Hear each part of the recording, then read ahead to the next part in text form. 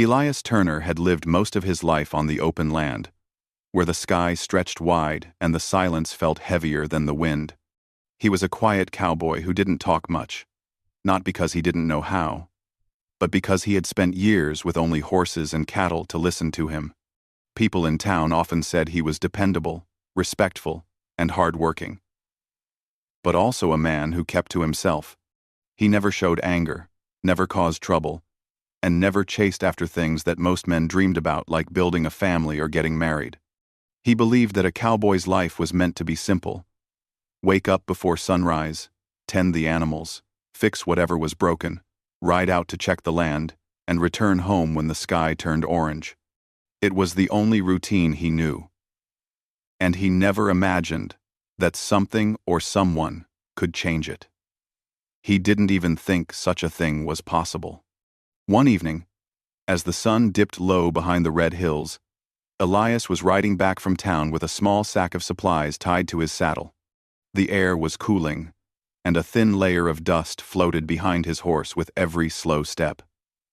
He planned to reach home before dark, make himself a simple meal, and rest for another long day tomorrow. But the land had other plans for him. As he rode along the narrow trail that led through a patch of old mesquite trees, he noticed something unusual. A small leather pouch lay on the ground, half buried in dust. Cowboys rarely dropped things without noticing, and travelers rarely came through this area without leaving clear signs. Elias slowed his horse, climbed down, and picked up the pouch. It was decorated with beadwork, carefully done, colorful, and unmistakable. It was Apache work. He looked around more closely and saw broken twigs, faint footprints, and marks in the dirt, as if someone had stumbled or tried to run. Elias didn't like the feeling settling in his chest. It wasn't fear. He rarely felt fear, but concern, the kind that told him someone might be in danger. He followed the trail quietly, careful not to make noise. The sky was dimming fast, and the shadows stretched long around him. After a few minutes, he heard something soft, like a breath or a weak groan. He stepped toward the sound and found an Apache woman lying near a fallen tree. Her clothes were torn at the edges, her hair messy with dust, and her face pale from exhaustion. She looked like she had been running for a long time. She lifted her head slightly when she noticed him, her eyes sharp with fear, even though she looked too weak to stand. Elias froze, raising both his hands just a little to show he had no intention of hurting her. He knew enough to understand she could be scared of him, for many reasons that had nothing to do with him personally. "I'm not here to harm you," he said softly, using a calm tone. "I just want to help." The woman's eyes narrowed as she tried to judge whether his words were true. Her breathing was uneven, and she looked like she might pass out again at any moment. Elias carefully knelt beside her, leaving enough distance so she would not feel trapped. He noticed bruises on her arms, scratches on her legs, and dirt covering her ankles, as if she had fallen several times. She must have gone through something difficult, something that forced her to run until her body could no longer keep up. "Can you hear me?" he asked quietly. She blinked once, then again, as if she was fighting to stay awake. Her voice was barely a whisper when she replied, "Yes, I hear you." "What's your name?" he asked. "Nayeli," she said, struggling to breathe evenly. Elias nodded slowly, repeating her name in his mind so he wouldn't forget it. "All right, Nayeli. I'm going to get you out of here. You're hurt, and you won't make it through the night like this." Nayeli tried to lift herself, but her strength failed, and she fell back against the dirt. Fear flickered across her face again. She did not know him. She did not know what he wanted. She only knew she was too weak to defend herself if things went wrong. Elias saw that fear and understood it. He had lived long enough to recognize the look of someone who had been through trouble. "I won't harm you," he repeated gently. "You have my word. Let me help." For a moment, she closed her eyes, as if deciding whether to trust him. When she opened them again, she gave a small nod, tiny, but enough. Elias moved carefully. making sure she saw every motion he made. He slipped one arm beneath her back and the other under her knees. She was light, too light for someone who should be strong and healthy. When he lifted her, she winced in pain but didn't struggle. He carried her to his horse, whispering calming words so she would not fear the sudden movement. He placed her gently on the saddle, holding her steady as he climbed behind her. It was the only way to make sure she didn't fall. She leaned weakly against him, her head pressing lightly against his shoulder as if she no longer had the energy to hold it up. The ride back to the cabin was slow and quiet. The sky grew darker, the stars appearing one by one like small lanterns. Nayeli didn't speak. She was too tired, too hurt, and too unsure of what awaited her. Elias didn't speak either, not wanting to scare her with unnecessary talk. But inside, he felt a strange pull, something he hadn't felt before. It wasn't just concern for her safety. It was something deeper, something he didn't yet understand. When they finally reached his cabin, he climbed down first, then lifted her gently in his arms again. He pushed open the door with his boot and took her inside. The cabin was small but clean, with a bed in the corner, a wooden table, and shelves filled with simple things a cowboy needed to live. Elias laid her on the bed, then lit a lamp to see her injuries better. Nayeli watched every movement, her eyes still wary, but her exhaustion kept her from panicking. Elias brought water, dipped a cloth in it, and carefully cleaned the dirt from her face and arms. He moved slowly, giving her time to react if she felt unsafe. Her breathing eased a little as the cool cloth touched her skin. She realized he wasn't rough or careless. He wasn't treating her like a burden. He was treating her like a human being who mattered. He gave her small sips of water, just enough so she wouldn't choke. Her hands trembled as she held the cup, so he steadied it for her. After a few moments, she whispered, "Why? Why help me?" Elias paused, thinking about the question. He hadn't expected her to ask. "Because you needed help," he said simply. "No one should be left like that. Not out there, not alone." Nayeli looked confused. She had seen cruelty in the world. She had seen people turn away from those who needed help. She did not understand why this cowboy, a stranger, would risk anything for her. "You're safe here," he said quietly. "You can rest." Her eyes softened slightly, not in full trust, but in relief. She was too tired to think more. Elias covered her with a blanket, making sure she was warm. Then, he sat nearby, watching over her as she drifted into sleep. He didn't know what had happened to her. He didn't know who had hurt her or who might come looking for her. But he knew one thing. He couldn't leave her alone. That night, as the wind whispered outside and the fire crackled softly in the corner, Elias realized something unexpected. He had brought a stranger into his home. Yet he didn't feel uneasy. Instead, he felt strangely calm, like he had done something right, something important. He didn't know that this moment, this quiet night, would change the rest of his life. He didn't know that the woman resting in his bed would be the one person who would fill the silence he had lived with for years. He didn't know that the feelings forming inside him, gentle and unsure, would grow into something he never believed he needed. But the journey had begun the moment he found her lying beside that fallen tree. And nothing in his world would ever be the same again. Morning sunlight slowly filled the small cabin, touching the wooden walls and warming the chilly air. Elias Turner was already awake. He had slept lightly through the night, checking on Nayeli every few hours to make sure her breathing stayed steady. He wasn't used to having someone else inside his home. For years, his cabin had been a place of silence, with only the sounds of the fire or the quiet creaking of wood keeping him company. But today, that silence felt different. It felt fuller somehow, as if the air itself carried a new meaning. Nayeli opened her eyes slowly, blinking in confusion as she tried to remember where she was. The blanket covering her felt soft and warm. For a moment, she wondered if everything that happened was only a dream. But when she turned her head and saw Elias sitting near the table, she remembered the long night, the fear, the running, and the moment she had collapsed on the trail. Elias noticed her waking and stood up immediately, not wanting to startle her. "You're awake," he said in a gentle tone. She tried to sit up, but her muscles felt stiff and sore. A sharp ache ran through her side, and she winced. Elias stepped forward quickly but carefully, placing a steadying hand near her shoulder, close enough to help, but not touching unless she gave permission. She nodded slightly, and he helped her sit upright. "Thank you," she whispered, her voice still raspy. "You're safe," Elias replied. "You should rest a little more. You had a rough night." Nayeli looked around the cabin. It was simple but cared for. Everything had a place.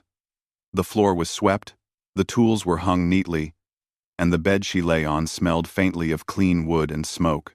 She wondered why this man, who didn't know her at all, had chosen to help her. Elias handed her a bowl of warm broth he had prepared before sunrise. "It's not much," he said, a little awkwardly.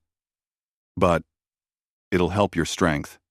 Nayeli took the bowl slowly, feeling the warmth through her fingers. She tasted it carefully, expecting something bitter, but it was mild and comforting. "It's good," she said. A small smile touched Elias's lips, the kind that showed he wasn't used to compliments. "Glad you think so."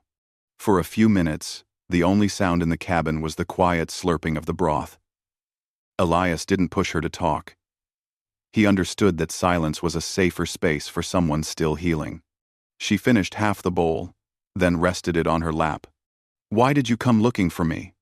she asked softly, her eyes lowering as if she feared the answer. "I saw signs on the trail," Elias replied, "and I couldn't ignore them. Someone was hurt. Anyone would have done the same." Nayeli shook her head gently. "Not everyone helps. Many look away." Elias didn't argue. He only pulled a chair closer and sat down, keeping a respectful distance. "Well, I'm not everyone. I'm—" The way he said it wasn't proud or bold. It was truthful, simple, like every other part of him. Nayeli studied his face quietly. His eyes were steady, calm, and honest. His hands showed years of work, rough, but gentle. He didn't look like a man searching for trouble or trying to impress anyone. And she realized something important: he had nothing to gain from helping her. He didn't expect anything from her. This thought softened her heart in a way she hadn't felt in a long time. After she rested for a while, Elias stepped outside to check on his horse and gather fresh water. Nayeli listened to the distant sounds: the creak of the cabin door, the quiet steps on dirt, the distant call of birds waking to the morning. The world outside felt peaceful, so different from the world she had run from. When Elias returned, he noticed that she was sitting a little straighter, her eyes more awake. It eased something in him. He wasn't sure what, but it was there. "You can stay here as long as you need," he said, placing the water jug down. "There's no rush. You heal first." She looked at him carefully. "And after I heal?" Elias paused. The question surprised him. He hadn't thought that far ahead. "No," he said slowly. "Not unless you want to leave. You decide that." Nayeli nodded, relief flickering in her eyes, though she tried to hide it. Throughout the day, she regained some strength. She insisted on helping a little, even though Elias told her to rest. She folded the blanket, swept a small corner of the floor, and arranged the bowls on the shelf. These small tasks helped her feel less like a burden. Elias watched her quietly. She moved carefully, as if afraid of taking up too much space. Her steps were light, and her hands gentle with everything she touched. She wasn't used to being inside a stranger's home, but she acted with respect, as if she didn't want to disrupt anything. "Thank you," Elias said when he saw her folding the blanket. Nayeli stopped, unsure why he was thanking her. "I'm only helping," she replied. "I know," Elias said, "but you don't have to. Yet you are. So, Thank you. Her lips curved into the faintest smile. It was fragile, like a small flame that might go out if touched, but Elias felt something warm spread inside him at the sight of it. Later that afternoon, as the sun lowered and shadows stretched, Nayeli finally opened up about what had happened to her. She didn't give every detail, but enough for Elias to understand the pain she carried. My people. They have scattered, she said softly, sitting near the fire. After raids, after sickness, many were lost. I was left alone. Some did not want me in their camp anymore. Some feared I was bad luck. I had nowhere to go. Elias listened without interrupting, without asking questions that might hurt her. Nayeli continued, her voice trembling slightly. I ran because I thought I could find safety somewhere else. But the land is wide, and not always kind. Elias nodded. No one deserves to face all that alone, he said gently. Nayeli looked at him, trying to understand why he spoke with such kindness. She didn't know men like him existed. Men who didn't raise their voice, didn't show anger, didn't treat her like a problem to be solved. You saved me, she whispered. I just helped a person who needed it, Elias replied. But inside, he felt something more. He couldn't explain why, but helping her felt important, meaningful, as if he had been meant to find her that night. As the day turned into evening, Nayeli felt safe enough to relax. She sat near the fire, watching the flames curl upward. Elias worked nearby, mending a broken piece of leather, though his eyes drifted toward her more than he realized. He noticed how she held herself, calm but alert, as if she had learned to watch every corner of her surroundings. He noticed how her hair fell over her shoulder, how she tucked it behind her ear when it bothered her. He noticed how her voice softened when she spoke softly, and how the sadness in her eyes slowly faded each time she looked at him and saw no danger. Elias didn't understand the feeling rising inside him, not fully, but he knew he cared about her safety more than he should for someone he had just met. Nayeli, on the other hand, began to see him not just as a rescuer, but as someone who offered peace without asking anything in return. For someone who had been unwanted in so many places, that meant more than she could say. When night came again, Elias gave her his bed without hesitation. He told her he would sleep near the fire. She argued softly, saying it wasn't right for him to give up his own space. But Elias shook his head. You need the rest more than I do, he said. Don't worry about me. Before she lay down, Nayeli whispered something he didn't expect. I trust you. Elias's heart tightened slightly at the words. Trust was rare, precious, something earned with time, yet she had given it to him now. Rest, he said quietly. As she drifted into sleep, Elias sat by the fire, watching the flames, thinking about everything that had happened. He had lived alone for so long that he never imagined someone else could fit into his world so naturally. But Nayeli did. Her presence didn't disturb his peace, it added to it. He realized he wanted her to stay, even if he didn't dare say it out loud. Maybe it was too soon. Maybe she wasn't ready to hear such things.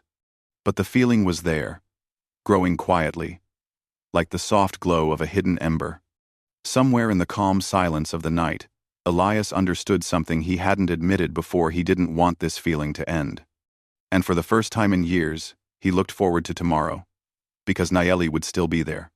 Days passed quietly, each one settling into a rhythm that neither Elias nor Nayeli had expected. What began as simple care slowly became something deeper, something that made the small wooden cabin feel less lonely and more alive. The morning light always found Nayeli first, warming her face through the small window near Elias's bed. She would sit up slowly, wrap the blanket around her shoulders, and try to help with small chores before Elias could stop her. Elias, meanwhile, would busy himself outside, checking the horses, fixing the fence, collecting water, yet he always returned sooner than he needed to, as if some invisible pull kept drawing him back inside the cabin. Each time he opened the door and saw Nayeli moving quietly around the room, he felt a strange kind of peace wash over him. Her presence filled the silence in a way nothing else ever had. One morning, Nayeli stepped outside for the first time since her rescue. She leaned on the doorway for support, her body still recovering. Elias, who had been fixing a loose rail near the corral, looked up quickly. "You shouldn't be walking too far yet," he said, wiping his hands on his pants as he approached. "I'm only standing here," she replied, offering a small smile. "The air is fresh. It feels good." Elias slowed his steps, seeing she wasn't pushing herself too hard. "All right. Just take it slow." Nayeli looked out over the open land, the endless stretch of grass, the golden hills glowing under the early sun. She had seen many landscapes in her life, but this place felt different. Peaceful. Safe. "It is beautiful here," she said softly. Elias nodded. "It is. I forget sometimes. When you live here too long, you stop noticing." "Then it's good I'm here," she replied, surprising herself with her own boldness. "I will remind you." Elias chuckled quietly, a sound that made Nayeli look at him with slight surprise. She had not heard him laugh before. It was gentle, warm. The kind of laugh that belonged to a man who didn't show his emotions easily. "There," she said, pointing lightly. Elias rubbed the back of his neck, suddenly shy. "Did I?" "Yes," she said. "You should smile more." Elias didn't know what to say to that. Compliments were not something he received often. For years he lived with only horses and the wind for company. But now, he found himself enjoying her words more than he expected. As the day moved on, Nayeli tried to help him gather herbs near the cabin. She knew plants better than Elias did. What healed wounds? What soothed pain? What kept away insects? She knelt in the dirt, pointing out which leaves to pick and which to avoid. Elias listened, learning from her, watching the calm focus in her eyes. She seemed more at ease among the plants, as if the land itself understood her. At one point, she stood up too fast and lost her balance. Elias caught her by the arm before she could fall. The moment was brief, but enough to send a warm awareness through both of them. Nayeli steadied herself and pulled her arm back gently. "I'm fine," she said quietly. "I know," Elias replied, "but you don't need to rush things. Healing takes time."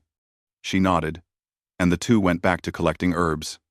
Later that evening, they sat near the fire, sharing a simple meal of beans and bread. Nayeli pulled her knees close and watched the flames dance. Elias sat across from her, carving a small piece of wood, shaping it into something unknown. "How long have you lived alone?" Nayeli asked softly. "Since I was 19, Elias said. "My folks passed away early. The ranch needed someone.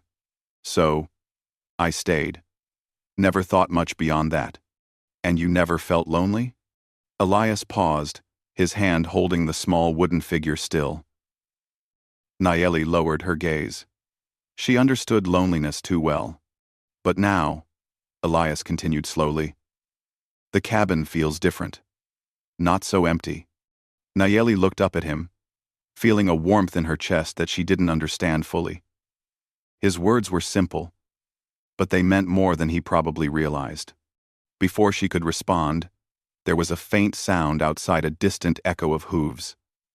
The kind that didn't belong to Elias's horses. Both of them went still. Elias stood up, his expression shifting from calm to alert. "Stay inside," he said quietly. Nayeli's heart tightened. "Who is it?" "Don't know," Elias replied, picking up his rifle, not in aggression, but in caution.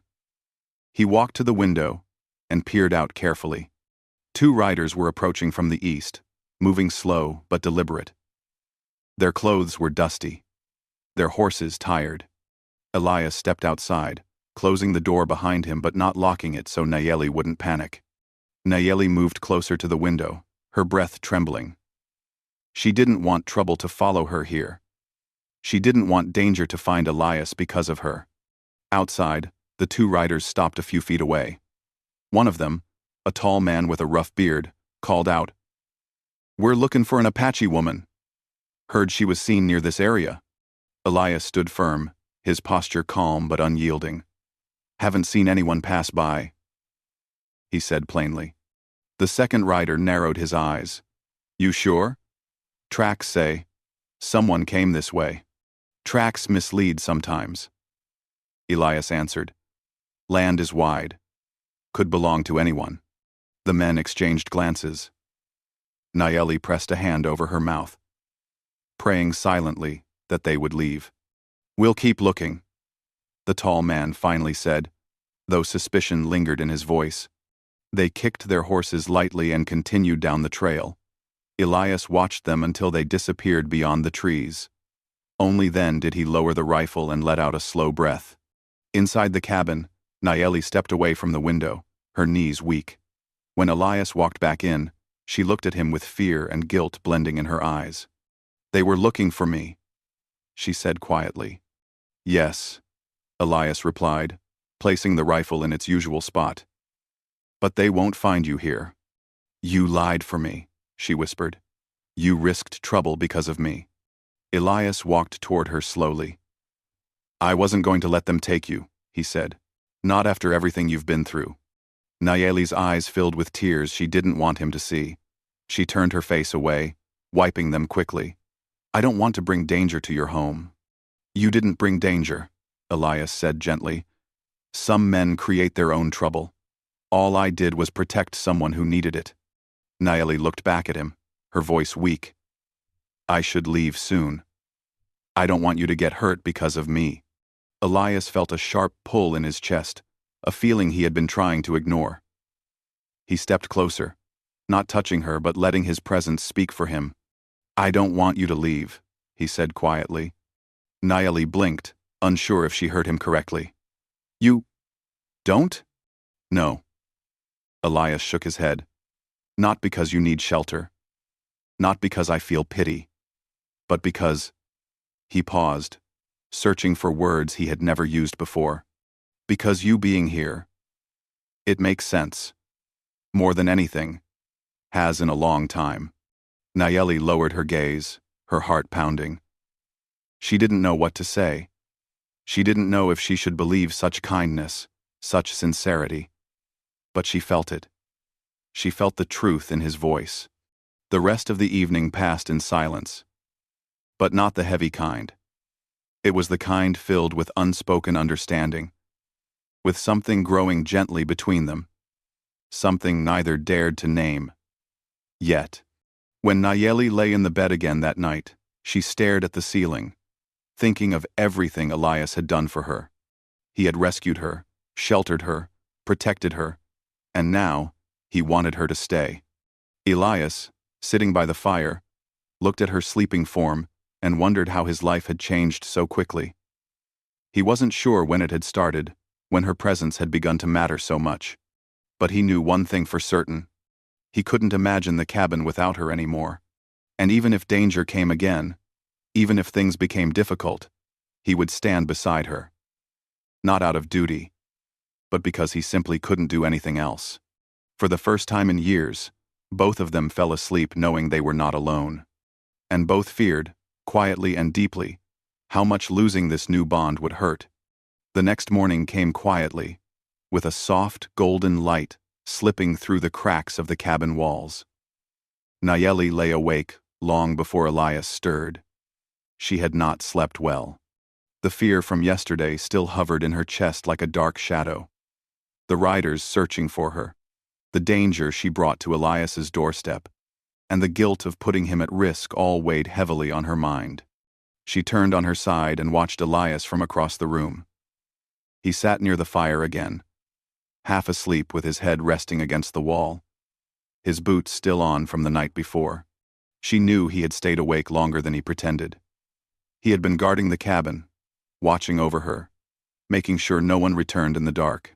He had risked himself for her without hesitation. That was why she had made a decision, one that hurt her more than anything she had ever faced. She would leave. Not because she wanted to, not because she felt unwanted, but because she didn't want to be the reason something happened to him.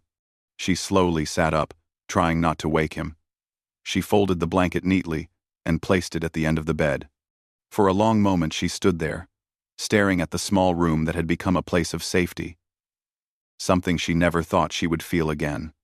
The walls, the fire crackling low, the bed, the table, everything inside this cabin held memories now. Memories she wished she could keep forever. But she couldn't stay. Not if it put him in danger again. She moved quietly toward the door, but before her hand touched the wooden handle, Elias spoke softly behind her. "You don't have to go." Nayeli froze. Her breath caught in her throat. She turned slowly to face him. He wasn't angry. He wasn't surprised. He looked sad deeply, quietly sad, but steady. "I can't stay," she whispered. "I bring trouble. Those men will return. They will ask again. And next time, you might not be able to stop them." Elias rose from his seat. Every movement slow, as if he didn't want to scare her. I'm not afraid of them," he said. "You should be," Nayeli replied. "They don't care who they hurt. They don't care what they take." "Nayeli," Elias said gently, stepping closer. "You are not danger. They are danger. Don't carry their actions like they are your fault." Nayeli shook her head, tears gathering in her eyes, though she tried to blink them away. "If I stay, you could lose your land. You could be hurt. You could—" He stepped closer, stopping only a foot away from her, close enough for her to feel his warmth but not close enough to frighten her. "I'd risk all of that again," he said calmly. "Every single time. Because you matter to me." Her lips trembled. She didn't know what to say to that. No one had ever said such words to her, not with honesty, not with softness. Elias took a slow breath, trying to steady the emotion he felt rising inside him. "I know you think you're protecting me," he continued. "But leaving won't fix anything. It will only hurt us both." Nayeli lowered her gaze, her voice cracking. "I don't want you to get hurt because of me. I can't stay here and watch danger come to your door. And I can't watch you walk out that door." Her breath caught again. She didn't expect that. She didn't expect him to speak with such truth. "I didn't want a wife before," he said suddenly, his voice quiet but steady. "I always told myself the land was enough. The horses were enough. The silence was enough. But then I met you." Nayeli's eyes slowly lifted to meet his. His expression was open, honest, completely unguarded. "You made my days feel different," Elias said. "You made my home feel alive. You made me feel like I wasn't just living, but sharing my life with someone who understands my quiet." She swallowed hard, unable to look away from him. "I didn't want a wife before," he repeated softly. "But then I met you." A tear rolled down her cheek, but she didn't wipe it away. "Why me?" she whispered. "I am not from your world. I don't belong here." Elias shook his head immediately. "You belong exactly where you choose to be. And if you choose to stay with me, then this is your world too. None. None. None. None. None. None. None." Nayeli took a step back, overwhelmed. "You don't know everything about me, my past, my people, the troubles I carry." "I don't need to know everything," Elias replied. "I only need to know who you are now. And I know enough to understand that you deserve kindness, safety, and a place to rest." Her voice trembled. "And if trouble comes again, then we face it together," Elias said. "Not alone." The word "together" echoed in her heart like a warm light breaking through darkness. He extended his hand slowly, not forcing, not demanding, simply offering. Nayeli stared at his hand. Her fingers tingled at the thought of taking it. She thought of all the places she had run from, all the faces that had pushed her away, all the moments she had felt unwanted. And she thought of Elias, how he looked at her, how he spoke to her, how he had protected her without expecting anything in return. Finally, she took a small, shaky step forward and placed her hand in his.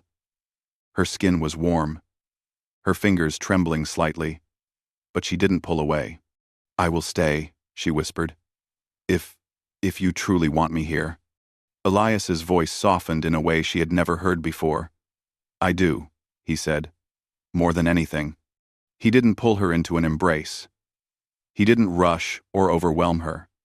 He simply held her hand gently, letting her feel that she was welcome, wanted, and safe.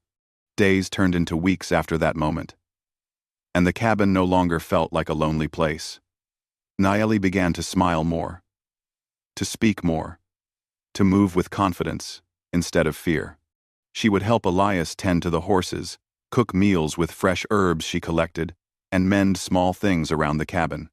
She became part of the home naturally, like a missing piece that had finally found where it belonged. Elias found himself watching her often not with ownership, but with admiration. He admired her strength, her quiet wisdom, and the gentle way she touched everything around her, as if she respected the land and the life it offered. When the riders returned a second time, Elias was ready.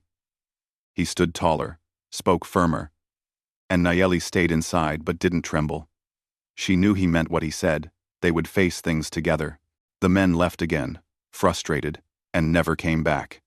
Seasons changed, and so did their bond. When Elias repaired the cabin roof, Nayeli held the ladder steady. When Nayeli taught him which plants healed muscle pain, he listened carefully. They cooked together in the evenings, shared stories from their pasts, and sat by the fire as if they had done so their entire lives. The land grew greener in spring, and one quiet morning, Elias left the cabin early. Nayeli followed him outside and found him standing near the corral, holding something wrapped in cloth. When she approached, he unwrapped it gently. Inside was a necklace he had carved from bone and wood. Careful, detailed, made with patience and respect. "For you," he said, "if you want it." Nayeli touched the necklace with her fingertips. "It's beautiful," she whispered. "It's a promise," Elias said softly. Tears filled her eyes, but this time they weren't from fear or sorrow. They were from something warm, something deep. "I will stay," she said again, firmer this time. "Not because I have nowhere else, but because this is where my heart rests." Elias nodded, relief washing across his face. "And I will be here," he said, "for as long as you want me." They stood together in the early morning quiet, the sun rising behind them, lighting the land in soft gold. A cowboy who once believed he needed nothing but silence, and an Apache woman who once believed she had no home, left now standing side by side, building something new. Their story didn't become famous.